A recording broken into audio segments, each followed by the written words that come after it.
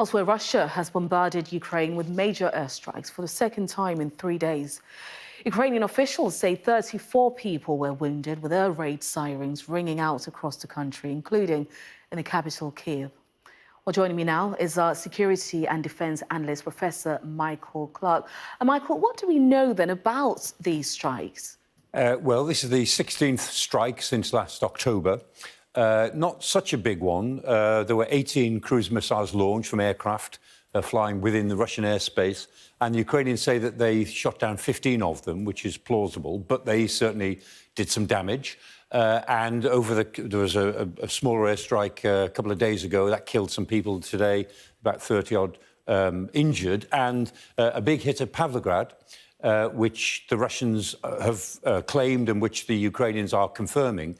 And the point about it is that the Russians say that they hit an ammunition dump near the railway yard there, and the Ukrainians say, well, it was a chemical factory, which is quite nearby. Certainly, it's not a straightforward explosion from this bit of film that we've got, because you can see the secondary explosions going off, which is consistent either with some ammunition or with maybe chemicals and fuel that may have been being used at the chemical plant. So either is plausible. But undoubtedly, the Russians think that they are targeting the basis of the Ukrainian war effort for the offensive, which the Ukrainians are waiting to launch sometime in the next few weeks. And what does this tell us then about Ukraine's air defences?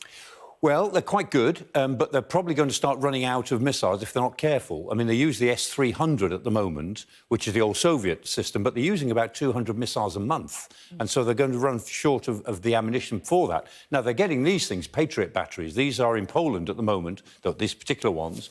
And it will take some time for them to be deployed because they require a lot of training and they're very expensive. And these will shoot down anything. But equally, the Ukrainians won't want to use very expensive Patriot missiles against a cheap drone and so on. And the Russians, I think, have a strategy of attacking the Ukrainians to make them use up as much ammunition as possible, because they know that Ukrainian ammunition is, if anything, more limited than Russian ammunition is, even with the shortages that sanctions have created. And we've also